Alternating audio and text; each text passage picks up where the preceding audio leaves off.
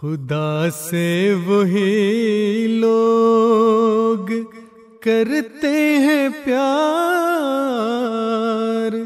जो सब कुछ ही करते हैं उस पर निसार। खुदा से वही लोग करते हैं प्यार जो सब कुछ ही करते हैं उस पर निसार। इसी फिक्र में रहते हैं रोज़ो शब, इसी फिक्र में रहते हैं रोज़ो शब कि राज़ी वो दिलदार होता है कब, कि राज़ी वो दिलदार होता है कब। Asyhadu an la ilaha illallah wahdahu la syarikalah wa asyhadu anna Muhammadan abduhu wa rasuluh. Amma ba'du, fa'udzu billahi minasyaitonir rajim. Bismillahirrahmanirrahim. Pemirsa yang dirahmati Allah Subhanahu wa taala, Assalamualaikum warahmatullahi wabarakatuh. Pada kesempatan Kultum Ramadan, di episode ini kita akan membahas tafsir dari surah Al-Kahfi mulai ayat ke-26 hingga ayat ke-32. Di ayat yang ke-26, Allah Subhanahu wa taala menggambarkan tentang jangka waktu para ashabul kahfi tinggal di dalam gua, ini selama 309 tahun. Allah Subhanahu wa taala berfirman, A'udzubillahi minasyaitonirrajim, walabithu fi kahfihim 300 sinina wazdadu tis'an. Artinya, dan mereka tinggal dalam gua mereka 300 tahun dan mereka tambahkan 9. Hazrat Mirza Bashiruddin Mahmud Ahmad radhiyallahu ta'ala anhu menjelaskan bahwa masa 300 tahun lebih itu bukan berarti mereka tidur secara jasmani.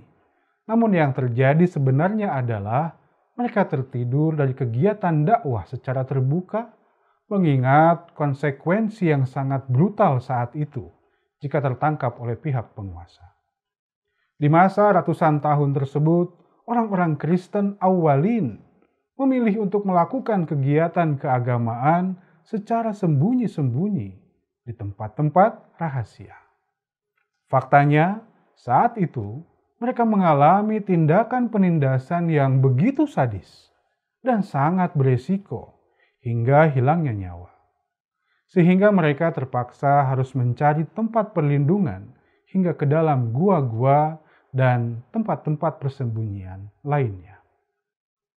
Masa penindasan ini baru berakhir setelah Kaisar Konstantin masuk ke dalam agama Kristen pada tahun 337 Masehi. Dan setelah itu, maka lambat laun kekuasaan kaum Masehi menjadi besar dan perlahan-lahan menguasai dunia, bahkan hingga hari ini. Dalam menyikapi kekuatan besar dari kaum Masehi ini, Allah Subhanahu wa taala mengingatkan kaum muslimin agar jangan terbawa oleh pengaruh mereka. Pada ayat yang ke-29, Allah Subhanahu wa taala memberikan solusinya. Yakni mereka kaum muslimin harus semakin dekat kepada Allah Subhanahu wa taala. Namun, satu hal yang harus dipahami bahwa maksud dari ayat ke-29 dari surah Al-Kahfi ini tidaklah tertuju kepada yang mulia Rasulullah SAW dan para sahabat di masa awal. Melainkan ayat ini tertuju bagi umat Islam yang hidup di akhir zaman ini ketika Dajjal begitu menguasai dunia. Dalam ayat ini dijelaskan bahwa pada saat Dajjal menguasai dunia, umat Islam di masa akhir zaman agar memberikan perhatian yang istimewa kepada suatu jamaah dalam Islam yang sangat aktif dalam beribadah. Mereka habiskan siang dan malamnya untuk menyembah Allah Subhanahu wa taala. Selain itu, mereka terus berupaya untuk meraih ridho Allah Ta'ala melalui perjuangan-perjuangan mereka. Kehadiran jamaah ini semata-mata hanya untuk memperjuangkan kemajuan nilai-nilai kerohanian. Bahkan mereka siap mengorbankan segala kepentingan duniawinya. Selain itu, Allah Subhanahu wa Ta'ala di dalam ayat ini mengarahkan umat Islam agar bergabung dengan jemaah ini agar dapat terhindar dari fitnah Dajjal. Hal ini diisyaratkan dalam kalimat berikut ini. Dan bersabarlah engkau bersama orang-orang yang menyeru Tuhan mereka pagi dan petang hari untuk mencari keridhoannya. Dan janganlah engkau palingkan pandangan kedua mata engkau dari mereka, karena engkau menghendaki perhiasan kehidupan dunia. Dan janganlah engkau mengikuti orang yang kami telah lalaikan hatinya dari mengingat kami, dan mengikuti hawa nafsunya, dan keadaannya telah melampaui segala batas yang sah. Selain itu, ayat ini pun mengingatkan beberapa kelompok di antara kaum muslimin agar meninggalkan cara-cara yang sia-sia ketika hendak melawan kedikdayaan kaum Masehi. Cara yang sia-sia yang dimaksud adalah cara yang menggunakan pergerakan politik dan kekerasan. Allah Subhanahu wa Ta'ala memperingatkan kaum muslimin agar jangan terperdaya dengan cara tersebut, karena cara tersebut justru akan menyebabkan banyak kerugian dan kegagalan. Kemenangan agama Islam atas kaum Masehi memang pasti akan terjadi, karena hal tersebut merupakan kabar gaib dari Allah Subhanahu wa Ta'ala. Namun demikian, cara yang harus ditempuh bukanlah melalui kekuatan senjata dan kekerasan, namun dengan pendekatan cara rohani dan dakwah yang damai, serta tabligh mengajak manusia kembali kepada Tuhan. Mungkin akan timbul pertanyaan, bagaimana mungkin umat Islam akan meraih kemenangan atas kaum Masehi jika tidak berperang dan melawan mereka secara langsung? Hazrat Mirza Bashiruddin Mahmud Ahmad radhiyallahu ta'ala anhu memberikan jawabannya, yakni Allah Subhanahu wa Ta'ala sendiri yang akan membuat mereka saling berperang satu sama lain. Peperangan mereka akan bersifat sangat besar dan pengaruhnya pun akan sangat luar biasa. Bahkan digambarkan dampaknya akan sangat terasa dari rumah ke rumah. Saat kehancuran akibat perang tersebut terjadi, maka pada diri mereka lahirlah kerinduan kepada Tuhan dan mengharapkan perjumpaan dengan Tuhan. Dan hanya agama Islamlah yang dapat menghilangkan dahaga rohani mereka tersebut. Dan pada akhirnya mereka akan menjadi bagian terindah di dalam agama Islam. Pemirsa yang dirahmati Allah Subhanahu wa Ta'ala, di ayat ke-31 dan ke-32, Allah Subhanahu wa Ta'ala memberikan kabar suka bahwa bagi orang yang beriman akan dianugerahkan kenikmatan yang istimewa. Allah Subhanahu wa Ta'ala berfirman, "Innal ladzina amanu wa 'amilus shalihati inna la nudhi'u ajra man ahsana amala." Artinya, sesungguhnya orang-orang yang beriman dan beramal soleh, sesungguhnya kami tidak akan menyia-nyiakan ganjaran bagi orang-orang yang mengerjakan amalan baik.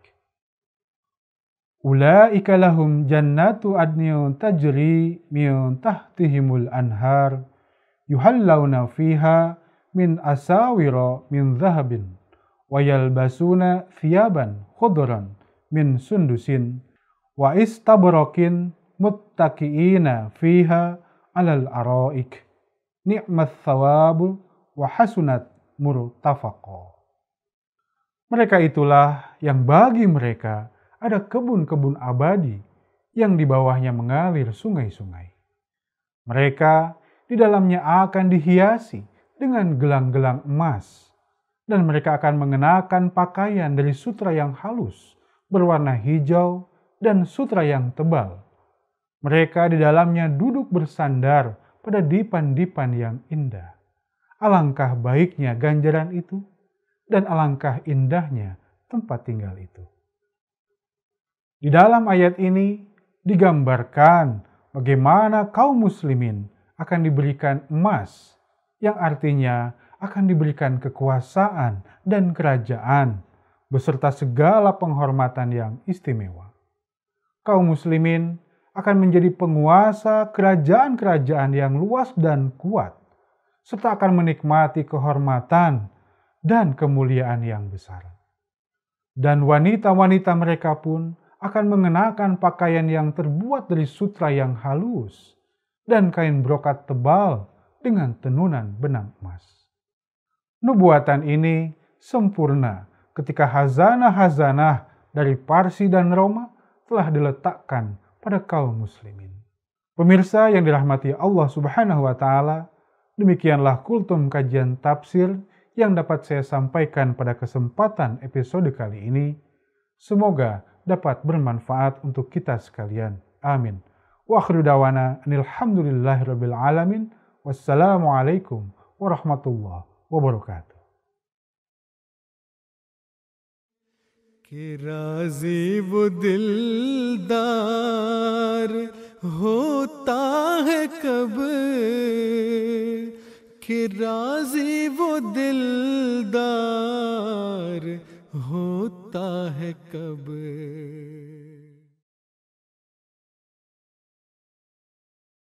Assalamualaikum warahmatullahi wabarakatuh. Selamat pagi kepada seluruh anggota jemaat dimanapun Anda berada. Bagaimana kabar Anda di puasa hari kedua? Mudah-mudahan kita senantiasa mendekatkan diri kepada Allah Subhanahu wa taala melalui rangkaian ibadah puasa dan juga aksi-aksi kemanusiaan. Jazakumullah saya ucapkan kepada Anda yang senantiasa setia bersama dengan kami mengulas berbagai macam keilmuan terkait dengan puasa. Dan alhamdulillah saya Anom Tulus Manembah mubalik dari Lenteng Agung pada hari ini ditemani oleh dua orang mubalik sahabat saya. Ada Maulana Muzdafat Ahmad mubalik dari Jakarta Timur dan juga ada Maulana Harpan Ahmad mubalik dari Jemaat Kebayoran. Bagaimana kabar bapak-bapak semua? Alhamdulillah. Baik, Pak Anom. Baik Pak Anom. Alhamdulillah, mudah-mudahan kita senantiasa diberikan kesehatan di bulan yang penuh berkah ini. Pemirsa, bersama dengan beliau-beliau inilah kita pada hari ini akan menjawab beberapa pertanyaan dari anggota jemaat yang telah masuk ke tim redaksi kami melalui link pertanyaan yang telah kami sebar. Dan pemirsa, jika ingin ikut memberikan pertanyaan kepada kami, bisa mengklik link yang ada di kolom komentar YouTube. Baik, pemirsa Ramadan yang dirahmati oleh Allah Subhanahu wa taala, bagi orang beriman tentunya bulan suci Ramadan merupakan keberkahan tersendiri bagi dirinya. Tetapi bagi orang yang bersifat syaitani, maka bulan Ramadan ini akan terasa menjadi hal yang sangat menyusahkan. Bapak-bapak mubalik yang saya hormati, pada program hari ini tolong bantu saya untuk menjawab beberapa pertanyaan yang telah masuk kepada tim ya, dari para Ahmadi. Pertanyaan pertama berkaitan dengan kapan anak-anak mulai belajar untuk berpuasa dan kapan anak-anak sudah diharuskan berpuasa secara penuh. Ada yang berpendapat kewajiban berpuasa itu ditandai dengan misalnya bagi laki-laki dengan mimpi basah atau haid, datangnya haid bagi perempuan. Ada juga jika ditaksir dengan nilai usia tahun, ada yang mengatakan 5 tahun, 7 tahun, dan lain sebagainya. Orang tua berlomba-lomba sedini mungkin supaya anaknya ikut berpuasa secara penuh. Nah, terkait puasa saya ingin bertanya kepada Maulana Muzaffar Ahmad. Terkait usia puasa, kapan sebaiknya anak diajari berpuasa? Dan kapan ya anak sudah mulai bisa berpuasa secara penuh di bulan Ramadan ini? Silakan Maulana Muzaffar untuk bisa memberikan penjelasannya pada kami. Oke, baik. Jazakumullah Pak Maulana Anom. Ini mau dijawabnya pendek atau panjang nih? Yang singkat, Pak. Wah, singkatnya 1 lembar ya. Oke, baik. Nah, mengenai masalah terkait usia, kapan sebaiknya seorang anak itu diajari berpuasa dan kapan anak itu harus berpuasa penuh, untuk menjawab hal itu kita coba melihat dari kebiasaan umum di masyarakat dulu. Ya, kalau kita lihat ya di masyarakat pada umumnya anak-anak yang masih kecil sudah diwajibkan untuk berpuasa.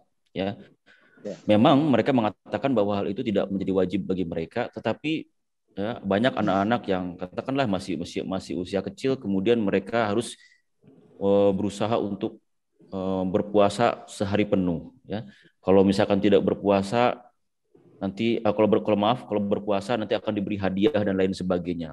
Atau bahkan ada yang misalkan si anak sudah merasa tidak sanggup pun masih ditahan-tahan, udah masih tahan dulu aja, sabar dulu aja sampai dengan sampai buka puasa, sampai seperti itu. Nah, pandangan-pandangan yang seperti ini yang sudah lazim di masyarakat ini sebenarnya merupakan pandangan yang salah. Ya. Semua ahli fikih juga sependapat bahwa anak-anak itu bukan merupakan hal yang wajib untuk berpuasa atau person yang wajib untuk berpuasa. Ya. Nah, pertama saya akan coba bahas dari segi secara umum dulu ya. Nah, di dalam ilmu fikih kita mengenal ada istilah yang namanya mukallaf dan mumayyiz. Ya. Nah, dua hal ini berkenaan dengan atau berkaitan dengan pembebanan hukum syariat Islam kepada seseorang. Ya. Dua golongan ini baik mukallaf atau mumayyiz itu sudah dianggap mampu memikul beban syariat dalam khazanah hukum Islam. Nah, apa perbedaan antara mukallaf dan mumayyiz ini? Nah, mukallaf secara kaidah usul fikih adalah orang yang mampu bertindak hukum, baik yang berhubungan dengan perintah Allah maupun dengan larangannya. Artinya dia sudah memiliki akal untuk menentukan mana yang baik dan mana yang benar. Sudah bisa menentukan langkah dalam kehidupannya untuk menjalankan syariat Islam. Nah, kemudian seluruh pertanggungjawabannya, seluruh tindakan hukumnya, apa yang ia lakukan itu sudah dapat dipertanggungjawabkan. Nah, kemudian apa makna dari mumayyiz? Nah, kalau mumayyiz artinya sebenarnya bertalian erat dengan mukallaf, ya. Bisa dikatakan mumayyiz ini adalah orang yang sudah mukallaf, ya. Tetapi mumayyiz ini sebenarnya masa sebelum masa mukallaf, ya, antara masa anak-anak sampai dengan masa dewasa. Nah, mengenai kewajiban berpuasa bagi anak-anak, ya, kalau kita mengambil rujukan dari sebuah hadis yang menjelaskan mengenai kepada siapa saja, ya, pengguguran kewajiban bisa dilakukan atau syariat Islam bisa dilakukan, di mana Rasulullah SAW bersabda, pena kewajiban gugur atas 3 perkara. Yang pertama adalah orang gila yang hilang akal hingga sembuh, kemudian orang tidur hingga bangun, dan anak kecil hingga bermimpi atau balik. Ini hadis riwayat Abu Daud. Nah, dari sini kita bisa mengambil satu kesimpulan bahwa pendapat secara umum para ahli fikih mengatakan bahwa secara syarat wajibnya berpuasa adalah baligh, maka anak-anak di sini dalam tanda kutip belum diperbolehkan untuk berpuasa. Nah, kemudian tadi pertanyaannya, apakah boleh anak-anak itu belajar berpuasa atau sejak usia berapa sih anak-anak ini kemudian bisa berpuasa secara penuh? Nah, dalam fikih kita dijelaskan ya, di mana Hazrat Khalifatul Masih Sani radhiyallahu an bersabda ya, ini mengenai masalah usia, dalam rentang usia untuk berpuasa. Nah, Huzur atau Hazrat Muslim Maud radhiyallahu an mengatakan bahwa banyak orang yang memerintahkan anak kecil untuk berpuasa. Padahal bagi setiap kewajiban dan perintah terdapat batas dan waktu yang berbeda-beda. Menurut kami, masa sebagian perintah berlaku dari usia 4 tahun dan sebagian ada yang masa perintahnya mulai dari usia 7 tahun sampai dengan 12 tahun. Dan sebagian ada yang mulai dari usia 15 tahun sampai usia 18 tahun. Dan mengenai masalah puasa, Hazrat Muslim Maud radhiyallahu an mengatakan bahwa perintah puasa berlaku kepada anak mulai berusia 15 sampai 18 tahun. Dan ini merupakan batas kedewasaan. Dia hendaknya membiasakan berpuasa mulai dari usia 15 tahun dan pada usia 18 tahun dia menganggap puasa sebagai kewajiban. Nah, jadi mulai belajar untuk berpuasa itu berdasarkan pendapat dari Hazrat Muslim Maud radhiyallahu an adalah dimulai dari usia 15 tahun ya. Jadi usia 15 tahun itu bukan usia harus wajib berpuasa 1 bulan penuh, tapi mulai belajar untuk berpuasa. Ya. Nah, inilah masa dikatakan sebagai masa mumayyiz tadi, ya, bukan masa mukallaf. Ya. Kalau masa mukallaf itu sudah 18 tahun ke atas, sudah baligh, sudah mimpi, ya, kemudian dia bisa menentukan jalan pikirannya. Tapi kalau yang masih usia-usia sekitar belasan tadi, itu masih dalam kategori mumayyiz. Dan mumayyiz ini adalah saat untuk belajar berpuasa. Nah, adapun bagaimana dengan kondisi anak kecil yang dipaksakan untuk berpuasa? Apakah tidak boleh kita melatih anak-anak untuk berpuasa? Boleh saja kita melatih anak untuk berpuasa, tetapi caranya adalah bukan dengan belajar dia berpuasa selama 1 hari penuh.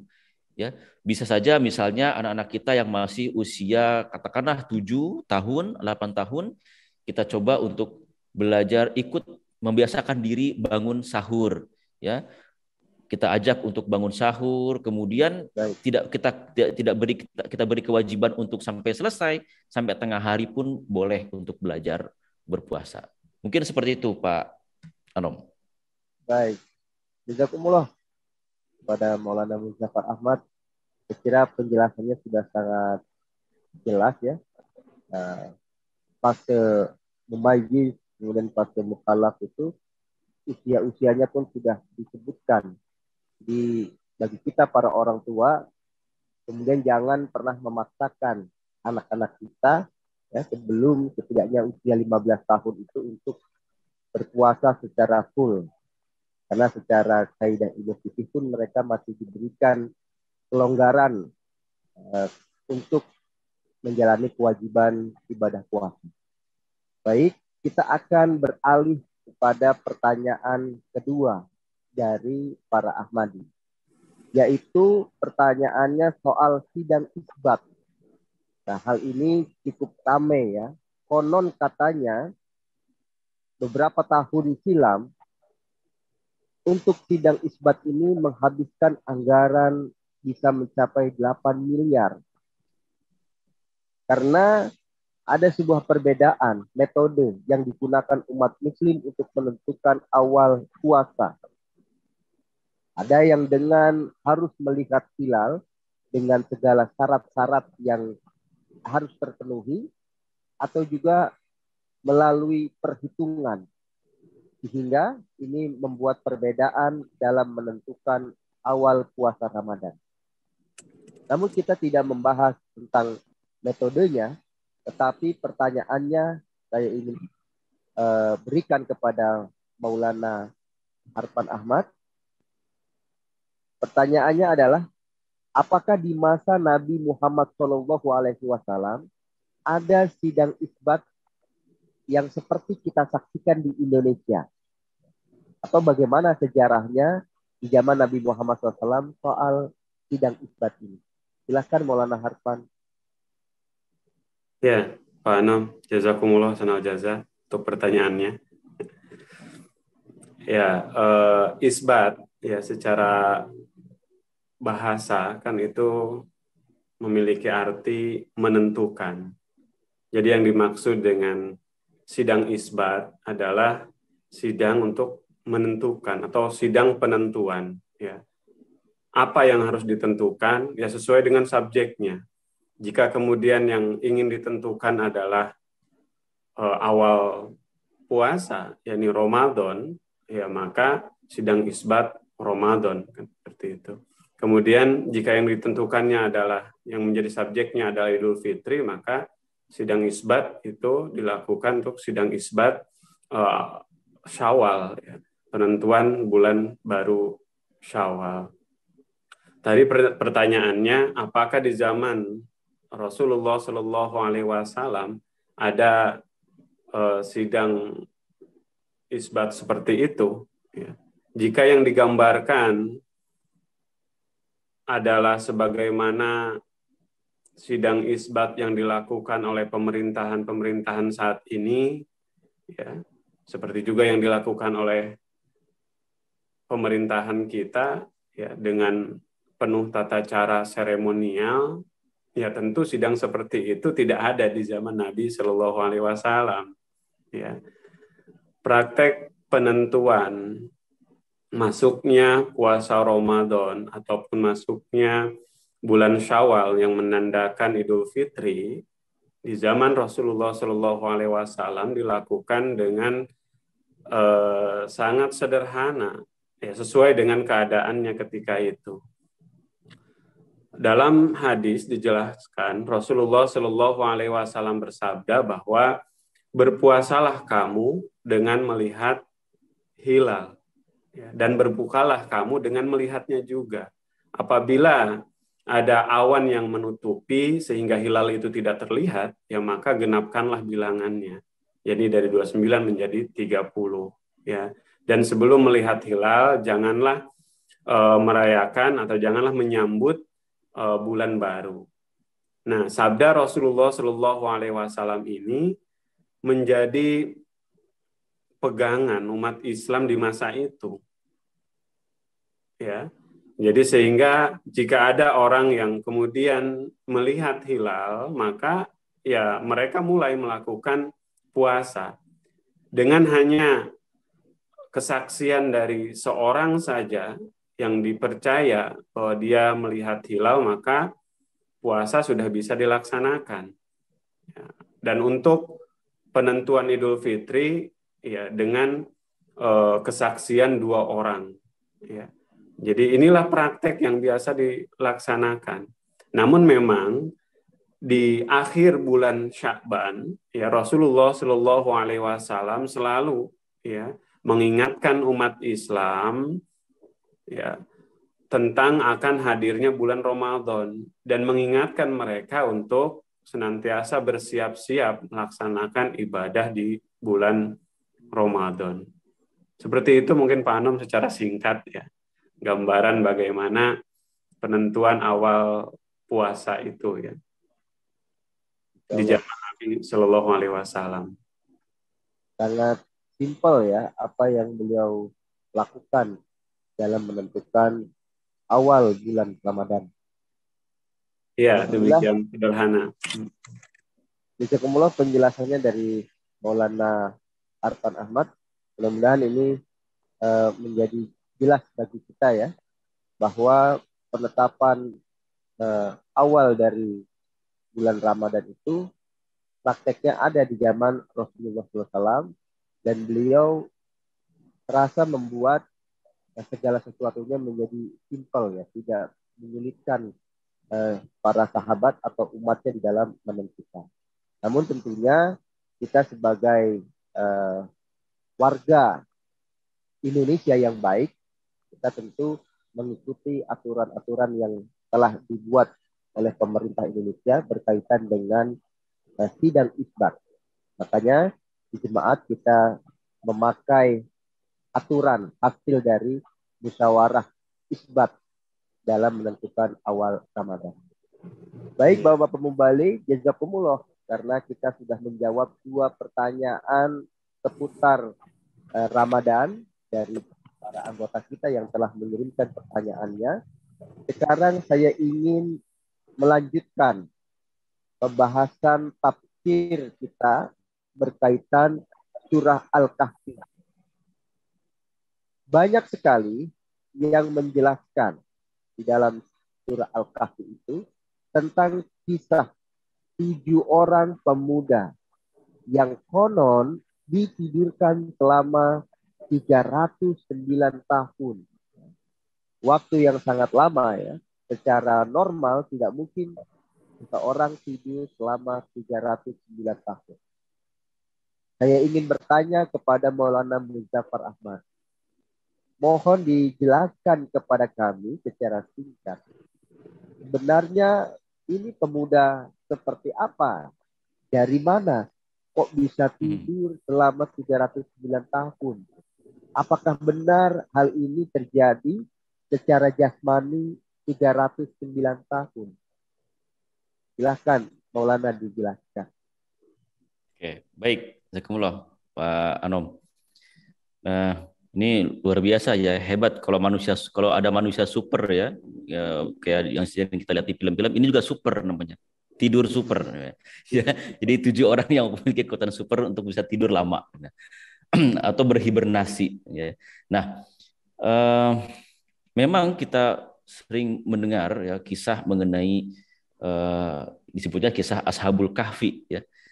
Kalau di Eropa disebutnya di dunia Kristen kisahnya disebut seven sleeper ya.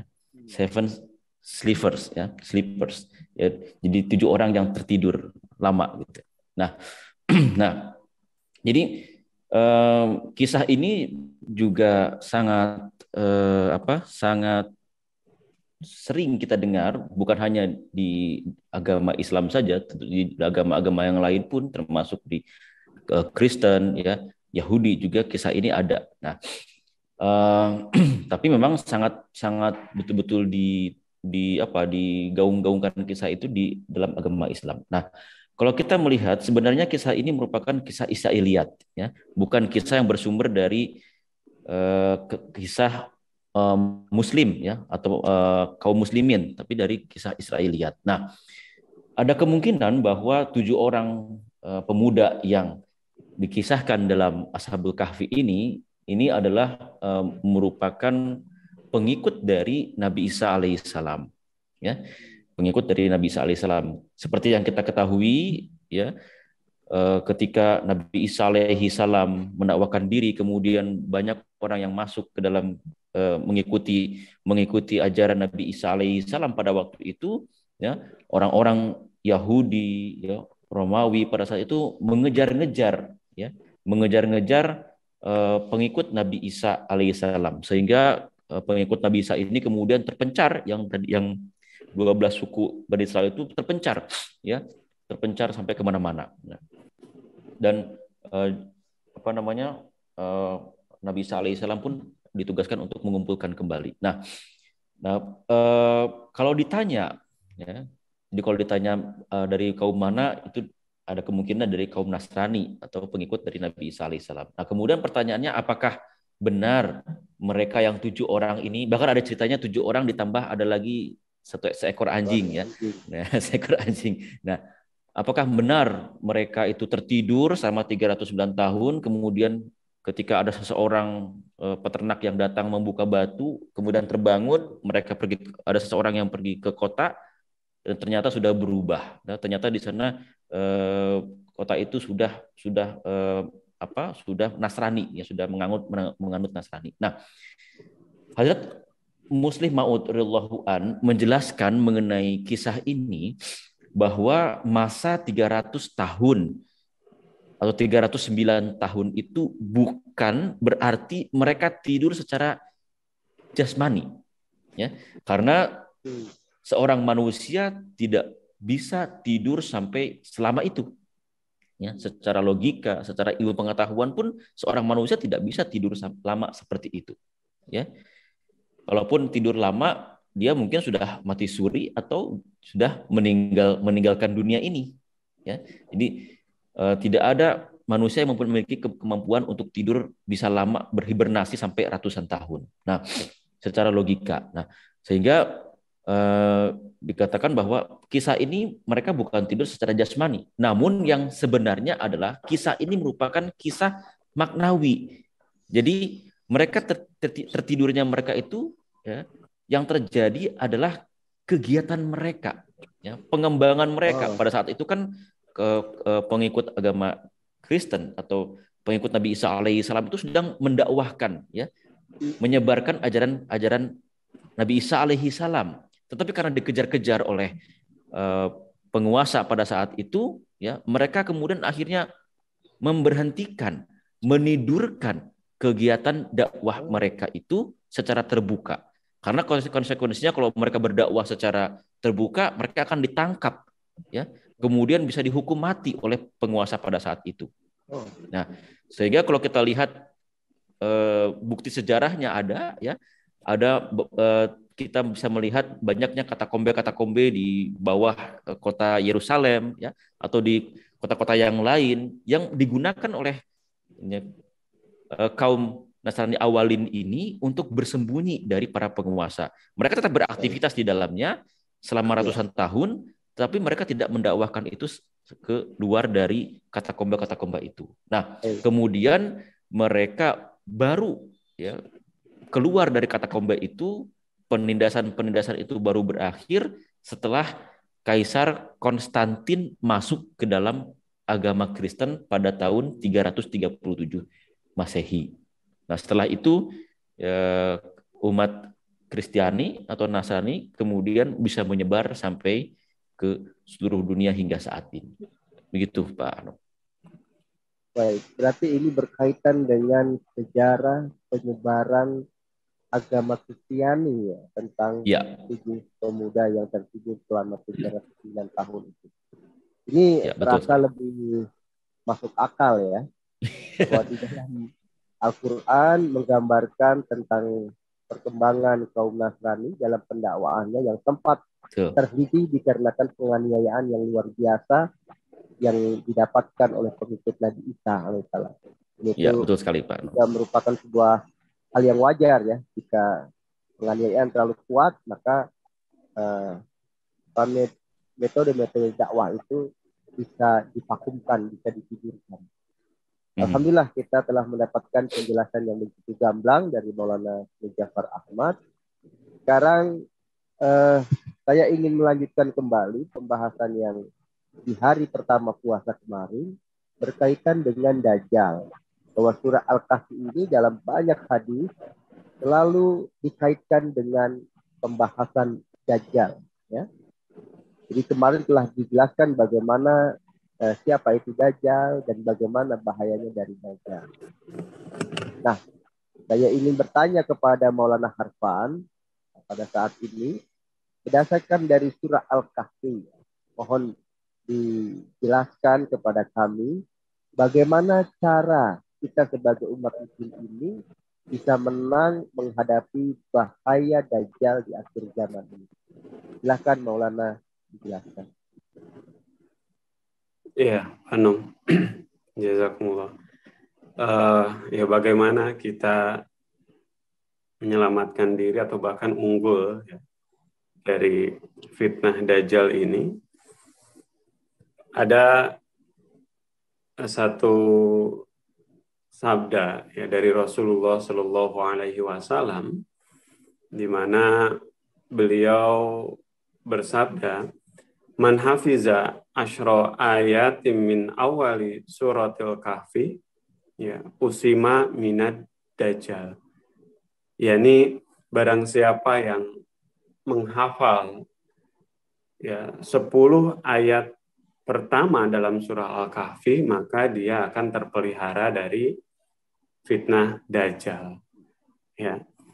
Sabda Rasulullah Shallallahu Alaihi Wasallam ini tentu menjadi suatu petunjuk yang demikian terang kepada kita. Ya. Pertanyaannya adalah, apa sih kandungan yang terdapat dalam firman atau dalam surah Al-Kahfi ini, di awal ayat surah Al-Kahfi? Ya. Di antara firman-firman Allah Subhanahu wa taala yang terkandung di dalam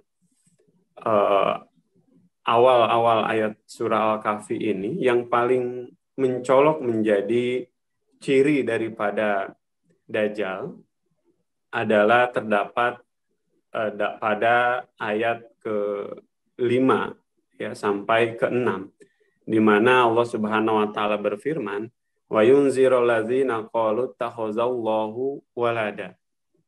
Ya. Dan untuk memperingatkan orang-orang yang berkata bahwa Allah telah mengambil seorang anak laki-laki. Malahum bihi min ilmin. Ya. Mereka sama sekali tidak memiliki ilmu terkait dengan hal tersebut. Wala li abaihim, dan tidak juga dari bapak-bapak mereka. Kaburat kalimatan takhruju min afwahihim. Ya, alangkah bahayanya, alangkah buruknya ya, kata-kata yang keluar dari mulut mereka. Iyakuluna illa kadziba. Ya. Mereka hanya mengatakan suatu kedustaan.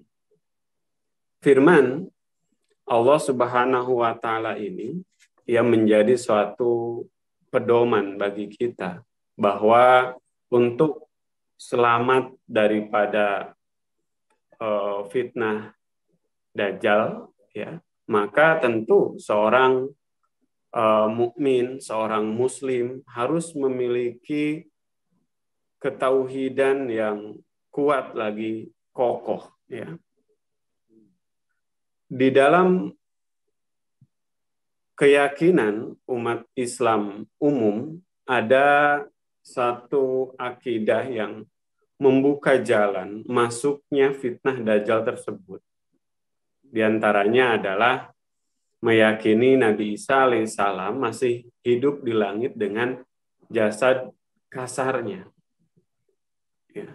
Keyakinan ini demikian rawan dan membahayakan akidah. Ya. Banyak di antara umat Islam yang kemudian dia keluar daripada Islam dan beralih ya kepada akidah kekristenan, ya, meyakini Tuhan itu Trinitas, ya. Karena kekeliruan terhadap keyakinan masih hidupnya Nabi Isa di langit. Jadi ada suatu permisalan pertanyaan misalkan yang disampaikan oleh para misionaris, ya. Katanya di antara Nabi Isa dan juga Nabi Muhammad, mana yang lebih mulia? Umat Islam menjawab, ya tentu Nabi Muhammad. Jika kemudian Nabi Muhammad yang lebih mulia, kenapa kemudian ya Nabi Muhammad wafat, dikuburkan di tanah, sedangkan Nabi Isa diangkat oleh Allah Subhanahu wa taala ke langit dan berada di sisinya. Kemudian umat Islam disuruh menunggu kehadirannya. Ya, ini kan suatu hal yang membingungkan jika kemudian kita meyakini bahwa Nabi Isa ya memiliki suatu kekecualian untuk bisa hidup dalam jangka waktu yang demikian lama, bahkan melebihi ya masa yang dibutuhkan oleh Rasulullah Shallallahu Alaihi Wasallam sebagai khairun nabi, sebagai khataman nabiyin. Ya. Oleh karena itu maka merupakan suatu ihsan dari Allah Subhanahu wa taala di mana ya kita telah ya dikaruniai keimanan kepada Hazrat Mirza Ghulam Ahmad Al-Masih dan Al-Mahdi di zaman ini, yang mana beliau telah mengajarkan kepada kita ya tentang akidah yang benar terkait dengan hal ini, ya, sesuai dengan ilham yang beliau terima dan juga sesuai dengan dalil-dalil atau argumentasi-argumentasi dan bukti-bukti yang terdapat dalam Al-Quran maupun dalam hadis-hadis Nabi Shallallahu Alaihi Wasallam, bahwa Nabi Isa yang diutus kepada Israel itu sudah wafat. Sehingga jika kemudian ditanya bagaimana cara selamat daripada fitnah Dajjal ini, ya tentu dengan beriman kepada Imam Mahdi dan bergabung ke dalam jamaah yang didirikannya. Karena ini demikian relate gitu ya, sesuai dengan sabda dari Rasulullah Shallallahu Alaihi Wasallam itu sendiri, di mana beliau bersabda bahwa di antara tugas dan tanggung jawab Imam Mahdi nanti adalah yaksirus salib, yakni mematahkan salib. Itu mungkin Pak Anom sebagai suatu ya jawaban respon dari pertanyaan tadi. Baik, alhamdulillah begitu jelas ya dan gamblang. Dan memang pemirsa semua, kalau kita membahas berkaitan dengan Dajjal dan juga bagaimana cara mengantisipasinya, ini membutuhkan space waktu yang harusnya cukup panjang ya, karena saling berkaitan antara satu dengan yang lainnya. Namun kita batasi karena durasi waktu kita yang tidak bisa lama pada hari ini. Baiklah, alhamdulillah tadi kita sudah membahas ya 2 pertanyaan Ramadan dan juga 2 pertanyaan ekstra ya, berkaitan dengan tafsir dari surah Al-Kahfi. Tentunya kita masih akan melanjutkan program ini pada esok hari. Maka dari itu kepada seluruh pemirsa yang setia, tetap saksikan program Daras Ramadan dan juga program menjawab pertanyaan seputar Ramadan yang diberikan oleh anggota kepada kami. Jazakumullah, saya akhiri program pada hari ini. Kami kru yang bertugas undur diri. Kami ucapkan jazakumullah. Assalamualaikum warahmatullahi wabarakatuh. Waalaikumsalam warahmatullahi wabarakatuh.